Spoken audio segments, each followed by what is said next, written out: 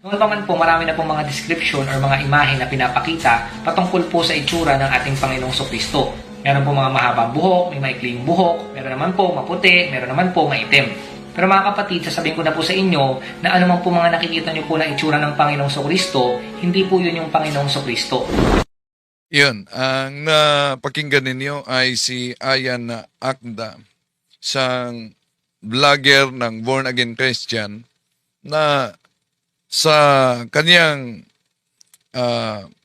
vlog na yan, tatalakayin daw niya yung imahe o larawan ng ating Panginoong Hesus. Sa video na ito, alamin natin kung ano nga ba talaga ang itsura ng ating Panginoong Kristo. At alamin din natin kung talaga bang mahaba ang kanyang buhok. Oh, yan.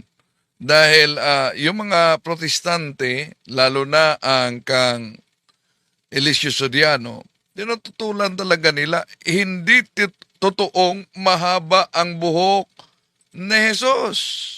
Bakit? Napakalinaw po ang sabi ni San Pablo diyan sa unang Korinto Kapitulo 11, versikulo 13 na sinabi, huwag magpahaba ng buhok. Kaya, kung ang larawan ng ating Panginoon Jesucristo ay mahaba ang buhok niya, taliwas umano ito sa mabasa sa unang Korinto Kapitulo 11, versikulo 13, unang Korinto 11:14. Tatalakayin muna natin ito, samahan ninyo ako. Kasi kinalingan, pag palaging inulit-ulit ay magmukha talaga ang katotohanan para sa ating mga kapatid na kulang ang kaalaman. Ang pagkadaya ay maranasan sa iba't ibang paraan. Pero napakasakit pag madaya tayo sa pananampalataya dahil nanganib pati ang ating kaluluwa. Viva Cristo Rey! Pro Dio et Ecclesia! Kumusta? Welcome sa lahat nating mga suking taga-subaybay. Ito yung lingkod, Wendell Talimong. At inanyayahan natin huwag kalimutan na pindutin ang like sa ating live. At huwag din kalimutan mag-subscribe kung bago ka lang. At pindutin ang bell button para updated kayo, mag-comment at i-share ninyo. So, kumusta sa lahat? May meeting national CFD, susunod ako. At sa lahat natin mga suking taga-subaybay, welcome po. Sa pagkakataong ito mga kapatid, ating tatalakayin itong pahayag ni Ayan Akda ng Born Again na pag makita ninyo ang mga imahe na ito ng ating Panginoong Hesus, di ito ang larawan ng ating Panginoong Hesus. So, tatalakayin natin ito bago tayo papasok sa punto por punto. Sa video na ito, alamin natin kung ano nga ba talaga ang itsura ng ating Panginoong Kristo. At alamin din natin kung talaga bang mahaba ang kanyang buhok. So, alamin daw umano, ano talaga ang itsura. So, ibig sabihin, alam ba ng mga born again ang itsura ng ating Panginoong Hesus? Alam naman natin na ang born again ay sola scriptura sila, Bible alone.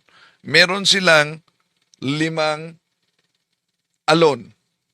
Yung 5 alones. Ano ba yung doktrina ng mga born again na kinopya mula pa sa panahon ni Martin Luther na nauna nating tinatalakay?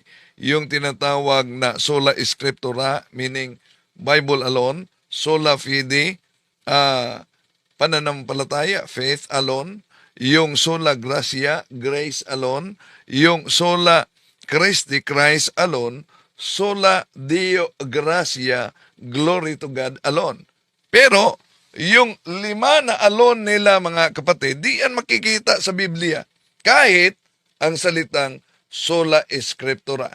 So, pakinggan natin si Ayan Akda ng Born Again. Noon pa man po, marami na pong mga description or mga imahe na pinapakita patungkol po sa itsura ng ating Panginoong Kristo. Meron po mga mahabang buhok, may maikling buhok, meron naman po maputi, meron naman po maitim. So, iba-iba po talaga. Pero madalas po mga kapatid, ang pinapakita po na itsura po ng ating Panginoong Kristo sa mga rebulto, sa mga paintings, sa mga picture, o kaya man po sa mga movies, ay yung Panginoong Kristo na mahaba yung buhok at maputi. Usually po yung image na pinapakita po patungkol po sa Panginoong Kristo, makita po natin na may pagka-European po yung itsura ng Panginoong Kristo. So yan po yung madalas na alam po natin na itsura ng Panginoong Kristo. Kasi po yan po yung madalas na pinapakita po dito po sa ating mundo. Pero mga kapatid, sasabihin ko na po sa inyo na anumang po mga nakikita niyo po na itsura ng Panginoong Kristo, hindi po yun yung Panginoong Kristo. Yan. Ano man ang nakita ninyo na itsura ng Panginoong Kristo, hindi daw yan ang Panginoong Kristo. At lilinawin natin mga kapatid na ang rebulto o imahe na ginagamit sa simbahang Katoliko, ginagamit natin yan para ipaalala yung larawan mismo sa inaalala. Di ba? At alam naman natin na kahit sa Biblia, ang pag-alala, kahit hindi eksaktong-eksakto ang etsura doon sa gustong ipaalala, sa gustong ipahiwatig, ay ginagamit niya noon pa man sa mga apostoles. Bakit? Di ba nila nabasa ang Exodo Kapitulo 25, versikulo 18-22, na ang Diyos ay nag-utos na gagawa ng Ark of Covenant, na nauna natin tinatalakay. Nang ipinagawa niya ang Ark of Covenant, pinalagyan niyan ng 2 larawan ng mga kerubin na gawa sa ginto. Ano ang mabasa sa Exodo Kapitulo 25, versikulo 22? Di po ba napakalinaw? Anong sabi? Sa pagitan ng 2 kerubin na ginto, ito'y nagpaalala sa presensya ng Diyos. O di po ba? Sa pagitan daw ng 2 larawan na kerubin na ginto, yun ay nagpaalala sa presensya ng Diyos. O ano sa tingin mo? Yun po bang Diyos ay mukhang kerubin? Mukhang Ark of the Covenant? Hindi lang yan. Kung tingnan natin sa Biblia, si Propeta David at yung mga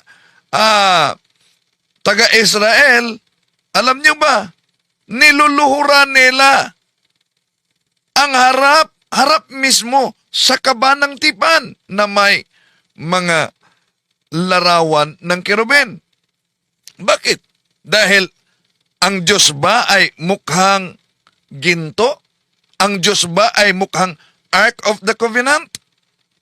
Kaya nga, ang pag-alala, kahit hindi eksaktong-eksakto ang etsura, doon sa gustong ipaalala o ipahiwatig, kahit sa lumang tipan, ginagamit na yan. Ark of Covenant. Exodo 25, 19, 22. At kung tingnan natin ang mabasa sa Biblia, lalo na itong salin ng protestante na tinatawag na ang salita ng Diyos, mabasa po natin sa Juan Kapitulo 10, versikulo 14. Ako ang mabuting pastol, sabi ito ng ating Panginoong Hesus. Kilala ko ang aking mga tupa at kilala ako ng aking mga tupa. Ano daw? Kilala niya ang kaniyang mga tupa at, sabi sa naturang talata, kilala ako ng aking mga tupa. Karamihan sa mga anti-Catholic mga kapatid, walang imahe. Allergic ng larawan. At dahil allergic sila ng larawan, nang sinabi ng ating Panginoong Hesus na ako ang mabuting pastol, kilala ko ang aking mga tupa at kilala ako ng aking mga tupa. Ano ba ang larawan ng Panginoong Hesukristo? Ano ba ang kanyang picture? Ano ba ang kanyang imahe? Kung ang tunay na tupa ng ating Panginoong Hesukristo sa Juan Kapitulo 10:14, sinabing, kilala ako ng aking mga tupa at kilala ko ang aking mga tupa. Di ba? Kaya nga, kung sisilipin din natin ang mabasa sa salin ng protestante, ginagamit natin itong salin ng protestante dahil alam naman natin yung mga protestante, born again, gaya ni Ayan Akda ay dapat mabasa sa Biblia. Kung tingnan natin ang The Living Bible sa Galatians chapter 3 verse 1, of all is Galatians, what magician has hypnotized you and cast an evil spell upon you? For you used to say the meaning of Jesus Christ's death as clearly as though I have waved a placard before you with picture on it of Christ dying on the cross. Ano daw? With picture on it. Larawan. Salin yan ng mga protestante, mga kapatid. Di ba? Okay, tuloy natin si Ayan Akda. Dahil wala pong nakakaalam kung ano po talaga yung itsura niya. Kasi Walang nakakaalam kung ano ang itsura ng ating Panginoong Hesukristo.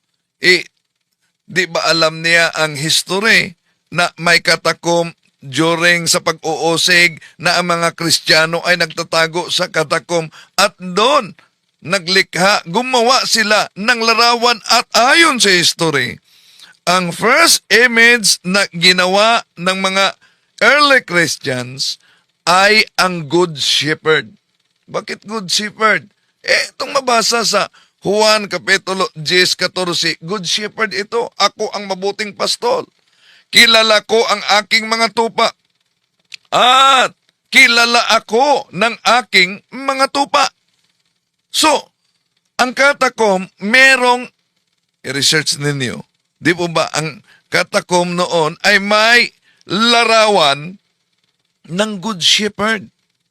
Kaya nga, ang mga early Christians noon na nagtatago sa katakom, mga kapatid, nilagyan nila ng larawan talaga para pag-alala sa Panginoong Hesukristo. Tuloy natin. po wala naman pong dinescribe yung Bible na talagang eksaktong itsura ng ating Panginoong Kristo. Kaya wala po talagang makakapagsabi kung ano po yung itsura niya. Ngayon mga kapatid, mahirap na po talaga. So, yun ang problema pag Bible alone. Di naman detalyado ang nakasulat sa Biblia. Tandaan natin, ang simbahang itinatag ng ating Panginoon Hesukristo ay nagtuturo na, nangaral na, wala pang lumabas na Biblia. Sasabihin nila, di po ba ang ating Panginoon Hesukristo gumagamit naman ng Biblia? Yun ang palusot ng iba. Pero, Secret Scrolls yon. Ang Secret Scrolls, part lang yon sa Biblia. At ang Biblia ay ang simbahan ang nagdeklara kung ano ang mga aklat na magiging bahagi nito at idineklara ito sa iba't ibang konsilyo ng simbahang Katoliko. Tuloy tayo. Malaman biblically kung ano po yung itsura po ng Panginoong Kristo. Kasi nga po talagang wala pong binanggit po doon. Pero mga kapatid, kung geographically doon tayo magbabase, kahit paano po may So, kaya nga, dapat na sa simbahan tayo na tunay makinig. Dahil ang iglesia ay siyang haligi at suhay ng katotohanan ayon sa 1 Timoteo Kapitulo 3, versikulo 15. At sa pamamagitan ng iglesia, Efeso Kapitulo 3, versikulo 10, ay mahayag ang mga katotohanan sa pamamagitan ng iglesia. Tuloy natin mga kapatid. i-imagine po natin kung ano po yung itsura ng Panginoong Kristo. Ngayon po mga kapatid, alam naman po natin na yung ating Panginoong Kristo, nanirahan po siya doon po sa bansa So, ang sabi niya, yung mga ipinakita niyang larawan, hindi daw yon ang larawan ng ating Panginoong Hesukristo. Pero ang sabi niya dito ay ma-imagine natin. Kung Bible alone, bakit? Sinabi ba sa Biblia na i-imagine niyo ang mukha ng ating Panginoong Hesukristo? Di po ba ang malinaw na nabasa sa Juan 10:14, sabi ng ating Panginoong Hesus, ako ang mabuting pastol. Kilala ko ang aking mga tupa at kilala ako ng aking mga tupa. Kaya sa history, ang katakom ay may nakaukit na good shepherd na imahe ng ating Panginoong Hesus. Isang Israel. So doon po siya madalas sa Nazareth at doon po sa Jerusalem. Ngayon po mga kapatid, alam natin na yung Israel po, ito po ay nasa Middle East. So ano po ang i-expect po natin sa itsura po ng mga taga Middle East? Siyempre po, yung mga typical na itsura po nila. So usually po, yung mga lalaking taga Middle East, yung kutis po ng balat nila, medyo light brown po sila. Yung iba naman po, medyo dark brown na. Yung mga mata rin po nila, brown o kaya man po dark brown. At meron din pong itim. At marami pong mga taga Middle East na lalaki, nagpapahaba po talaga sila ng mga balbas or bigote. At kung yung height naman po yung pag-uusapan, average height lamang po yung kanilang mga tangkad. Ngayon po, meron po isang medical artist na nagpakita po ng isang ilustrasyon ng isang typical po na itsura ng 1st century Palestinian Jew. So ayon po sa kanilang research at pag-aaral, halos ganito raw po yung itsura ng Panginoong Jesucristo. Kung babalikan po Halos ganito ang itsura daw ng Panginoong Hesukristo. natin yung panahon niya. So malayo po yan sa mga napapanood po natin ng mga pelikula patungkol po sa Panginoong Jesucristo o kaya man po sa mga nakikita nating pictures or mga rebulto. So, theory pa lang yan. At theory, it needs to be proven. Pero yan mga kapatid ay eksperimento lamang po. Hindi po Eksperimento. Hindi yan ang... natin sinasabi na yan po talaga yung itsura ng Panginoong Jesucristo. Tama. So bumase lamang po sila doon po sa lugar, sa history, sa culture at sa tradition po noong unang panahon. Kaya nasabi po nila na malapit po dyan yung itsura ng ating Panginoong Jesucristo. Yung iba naman po, hindi man nila nakita yung Panginoong Jesucristo noon, pero based naman daw po sa kanilang vision o kaya man po sa mga near-death experience, na-describe po nila yung itsura po ng Panginoong Jesucristo. Nagpakita raw po sa kanila yung Panginoong Jesucristo. Tulad na lamang po ng isang painting ni Akian Kramaric. So sinasabi niya na bagamat atheist yung kanyang nanay at wala siyang alam patungkol sa Panginoong Jesucristo, na i-paint niya raw po yung itsura ng Panginoong Jesucristo at ganito po yung lumabas. Kasi bunga din sa kanyang imagination. Ngayon po, ayon po sa isang nakaranas po ng near-death experience na si Colton Barpo, sinabi niya po na ganyan din daw po yung nakita niyang itsura ng Panginoong Jesucristo nung siya po ay nakapunta sa langit. Parehong-pareho ng painting na pinaint ni Akian Kramaric. So yung maaaring iba po natutuwa po sa painting po na yun kasi nga po iniisip po nila na yung talaga yung itsura ng Panginoong Jesucristo. Pero mga kapatid, sasabihin ko po sa inyo, hindi pa rin po tayo makakasigurado kung totoo po yung mga vision po or near-death experience po nila. Ngayon po mga kapatid, patungkol naman po sa buhok ng ating Panginoong Jesucristo. Sa iba po kasi big deal po ito kapag mahaba po yung buhok sa lalaki. Ngayon po mga kapatid, totoo po ba na mahaba po yung buhok ng ating Panginoong Jesucristo tulad po ng mga napapanood po natin or mga nakikita po natin? Muli po mga kapatid, wala rin pong sinasabi yung Bible patungkol po sa hairstyle ng ating Panginoong Jesucristo, kung mahaba ba ito or hindi. So, yun ang resulta sa Sola Scriptura, mga kapatid, Bible alone. No, para sa kanila, dapat detalyado ang nakasulat sa Biblia. Dahil hindi detalyado kung ano ang hairstyle ng ating Panginoon Jesucristo, wala silang kasiguruhan. Tandaan natin, hindi detalyado sa Biblia saan namatay ang mga apostoles, saan sila inilibing. Ibig po ba sabihin, di din sigurado sila na namatay at nalibing ang ating mga apostol? Pero, isa lang ang sigurado, na ang mga relikya ng mga apostol, kahit nga sa Talamban Cebu, sa Agustinian, di ba may iba't ibang mga relic, mga mamliliit na buto sa mga apostoles. Relikya yan. No? At sila'y inilibing sa libingan sa simbahang Katoliko. Kahit nga si San Pablo may basilika, San Pedro may basilika.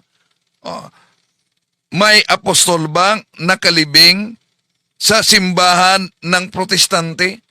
Mga kapatid, tandaan ninyo, yung mga apostol ay napakahalaga yon dahil sila ang unang haligi sa pananampalataya.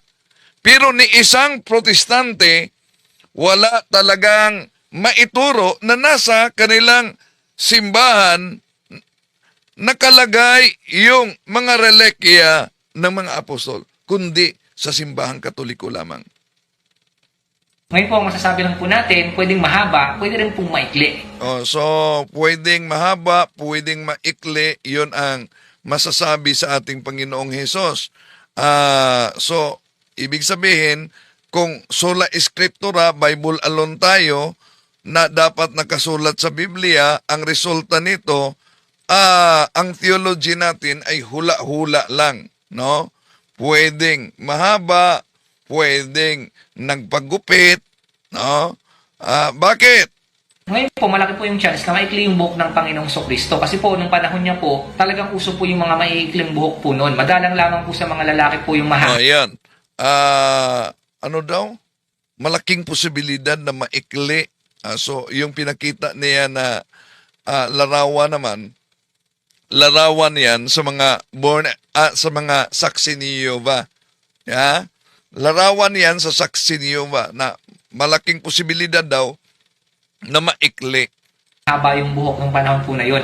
At hindi po nagpapahaba ng buhok yung mga Hudyo nung panahon ng Panginoong Kristo. Sa katunayan nga po, ayon po sa mga scholar, kahihiyan po para sa mga Hudyo ang may mahabang buhok nung panahon po na yon. Ngayon po mga kapatid, may posibilidad. Sinong scholar ang nagsabi na kahihiyan ng mga Hudyo ang mahabang buhok? Sino?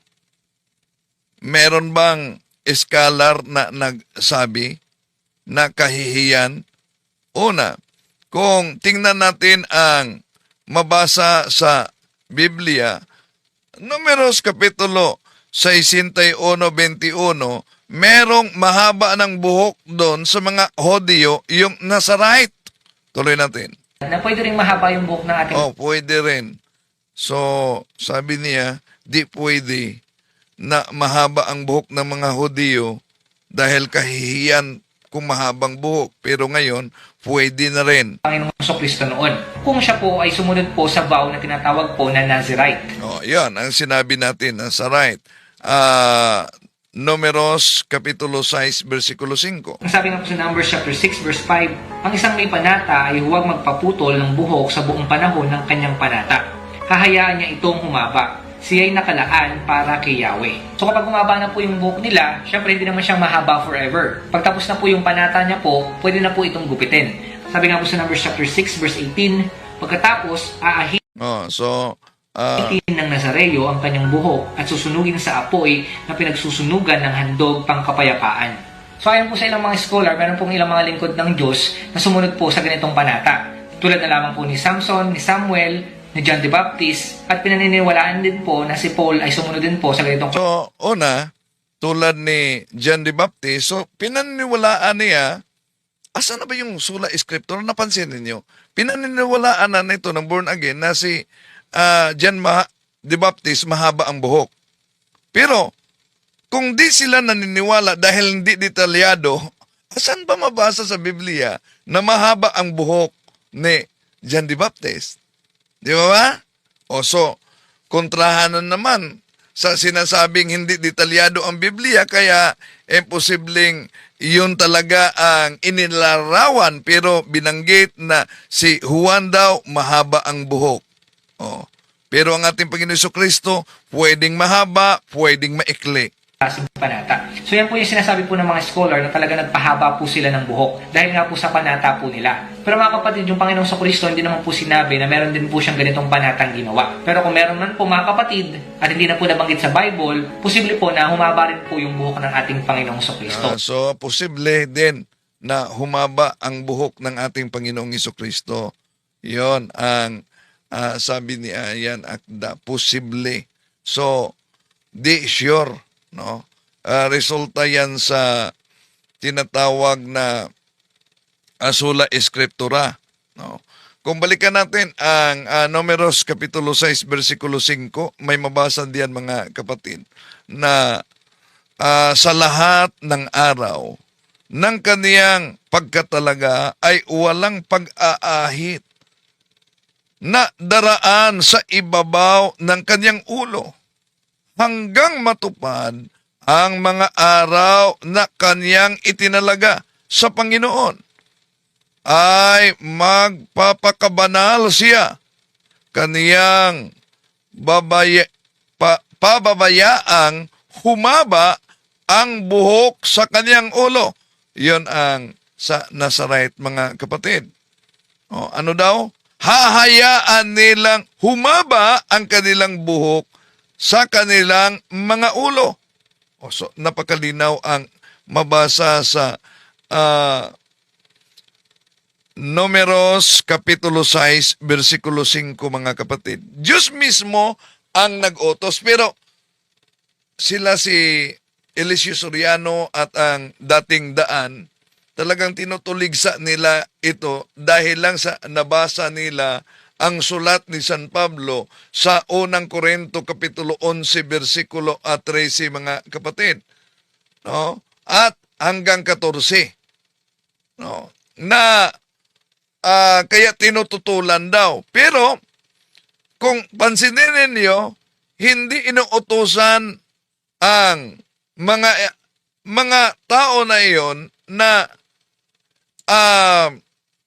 kung tingnan natin ang kasaysayan, mga kapatid, no? Dahil Bible must be interpreted according to the context in which it emerged. Sa panahon ni San Pablo kasi, may mga tao na mga kulto na nagpahaba ng buhok. Kaya iyon ang konteksto sa unang Korinto Kapitulo 11, versikulo 13.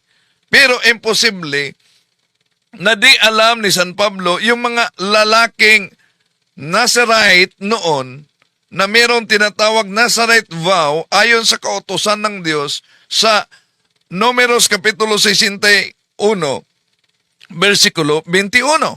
Okay, tuloy muna natin si Ayan Akda. Si San Juan daw, mahaba ang buhok. Wala namang detalyeng nakasulat yan. Pero sabi niya, ayon sa mga scholars. Kung ayon sa mga scholars, so therefore, di sila Bible alone. Tulad po ng ibang mga ginawa rin ng ibang lingkod po ng Diyos. Ngayon mga kapatid, napakahirap po na malaman physically kung ano po talaga yung itsura ng ating Panginoong Kristo. Ngayon po mga kapatid, kung babasahin po natin yung Revelation, meron po dun sa vision po ni John na describe po yung ating Panginoong Kristo. So ibig sabihin, ito na po yung resurrected Jesus, yung glorified body na po na Jesus. Sabi nga po dito sa Revelation chapter 1, verse 14 to 15, ang kanyang ulo at buhok ay kasing puti ng balahibo ng tupa o ng niebe, at ang kanyang mga mata ay parang apoy na nagliliyab. Kumikinang ang kanyang mga paa na parang tansong pinakintab at parang rumaragas ang tubig ang kanyang tinig. So mga kapatid, yan po yung isa sa pinakamalapit at pinakamalinaw po na description po. Bagamat hindi po describe exactly kung ano po talaga itsura niya, pero yan po yung makikita po natin pagdating po ng panahon.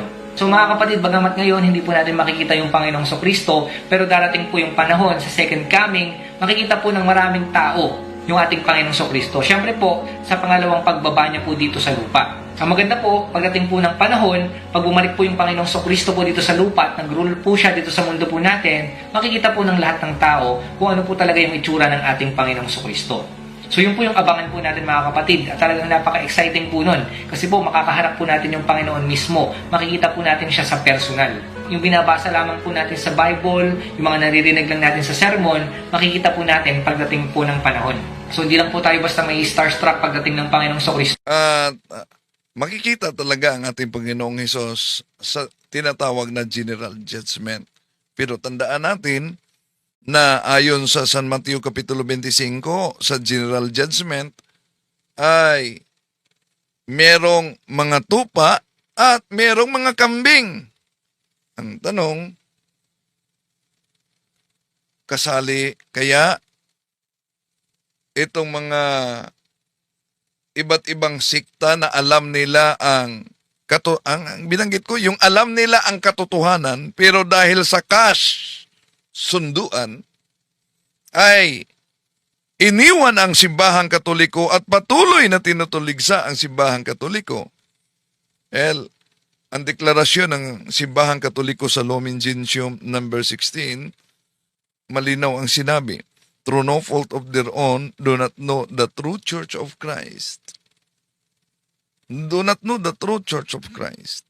But nevertheless, or His Gospels, but nevertheless, seek God with sincere heart, and try in their actions to do His will. As they know it through the dictates of their conscience, they too may receive salvation. Yun ang mga inosente. Pero, kung ang panindigan nila walang nakakilala sa ating Panginoong Hesus at nang binanggit sa ating Panginoong Hesus mismo, ako ang mabuting pasporol. Kilala ko ang aking mga tupa. at kilala ako ng aking mga tupa. Ito'y napakalinaw sa simbahang Katoliko. Kaya nga, sa binyag natin, mga kapatid, Ezekiel Kapitulo 9, versikulo 1-6, sa salin ng Christian Community Bible, malinaw, lagyan ng cross ang noo. Cross ang noo. At sa binyag natin, bawat nabinyagan ay nilagyan ng cross, tanda sa ating kaligtasan. 1 Korinto 1:18. Kaya tayo pag dumaan sa simbahan, mag-antanda tayo ng cross. Dahil para sa atin, yun po ang maikling panalangin bilang Kristiyano Katoliko. Maikling panalangin na binanggit natin ang Ama. Bakit dito sa noo? Dahil ang Ama ang nasa isip natin, siya ang naglikha sa lahat. Henesis Kapitulo 1, versikulo 1. At bakit inilagay natin sa dibdib? Dahil ang ating Panginoon Jesucristo, 1:3-16, siya ang pag-ibig ng Diyos. At bakit dito sa ating balikat ang Espiritu Santo? Dahil bawat isa sa ating mga Kristiyano ay may tungkulin sa binyag at sa kumpil. Tayo'y may tungkulin bilang mga sundalo ni Kristo, nakaatang sa ating balikat. At ang tinatawag na pag-antanda ng cross ay maikling panalangin na binanggit natin ang misteryo ng ating pananampalataya, ang pangalan ng Ama, Anak, at ng Espiritu Santo. Ito'y nagpakilala na tayo'y Katoliko. Pag dumaan tayo sa simbahan, mag-antanda tayo. Bakit? Kilala natin ang nasa tabernakulo, totoong katawan at dugo ng ating Panginoon Jesucristo. Bakit? Dahil ang ating Panginoon Jesucristo ang nagsabi, Juan Kapitulo 6, versikulo 53-54. Lucas Kapitulo 22, versikulo 19-20. To make his message known is our response.